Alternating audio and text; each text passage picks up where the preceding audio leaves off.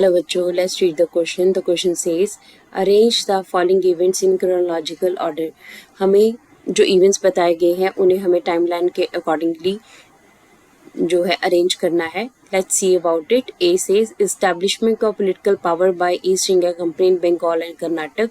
Bengal and Karnataka में East India Company जो है उन्होंने अपनी पावर इस्टेब्लिश की. B says coming up of the earliest factories in England. England में जो अर्लीस्ट फैक्ट्रीज हैं वो उनका आना. C says breaking down of the trade network control by Indian merchants. C कहता है कि जो ट्रेड नेटवर्क इंडिया में इंडियन मर्चेंट्स का था उसका जो है टूटना. और D says breaking out of American civil war. और अमेरिकन सिविल वॉर जो है उसका स्टार्ट होना. तो हमें इनको क्रोनोलॉजिकल ऑर्डर में लगाना है, तो उसके लिए हमें टाइमलाइन का पता होना ज़रूरी है. इसके बाद ही हम इन ऑप्शंस में से राइट आंसर ढूंढ सकते हैं. सो let's read about the timeline. सबसे पहले अगर हम बात करेंगे coming up of the earliest factories in England, जो हमारे पास जो सबसे पहली फैक्ट्रीज जो है अर्लीस्ट फैक्ट्रीज जो है इंग्लैंड में आई वो कौन से टाइम के ऊपर आई थी? 1730s. यानी कि हमारे पास जो बी ऑप्शन है ये सबसे पहले आएगा. This is on the first. Second हमारे पास है breaking down of the trade network control by the Indian merchants. ठीक है, अब इंडियन मर्चेंट्स ने जो सूरत और हुगली के ऊपर इनका ट्रेड चलता था वो ट्रेड जो है वो टूटने लगा, वो कम होने लगा. वो कौन से टाइम के ऊपर ब्रेक डाउन होने लगा? कलकत्ता बॉम्बे मेन पोर्ट्स बनी तो 1750s है.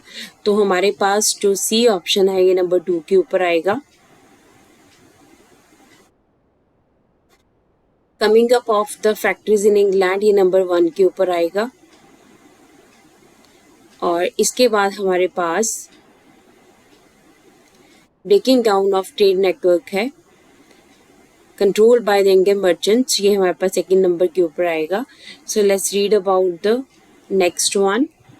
Next is establishment of political power by East India company in Bengal and Karnataka. Bengal और कर्नाटक में ईस्ट इंडिया कंपनी अपनी पावर कब पॉलिटिकल पावर इस्टेब्लिश की थी? तो 1765 में इनको दीवानी मिल गई थी, तब से इनको पॉलिटिकल पावर जो है उन्होंने यूज़ करना स्टार्ट किया.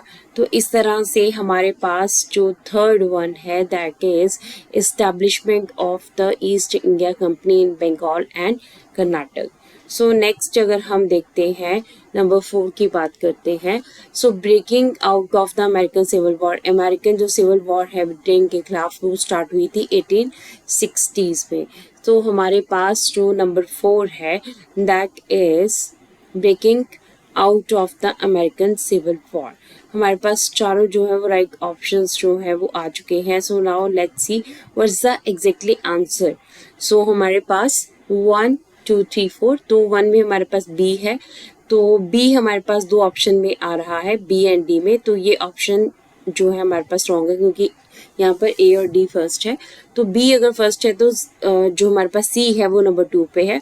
तो सी हमारे पास सिर्फ बी ऑप्शन में ही है, डी ऑप्शन में नहीं है. तो ये भी हम लोग जो है इनकरेक्ट कर देते हैं.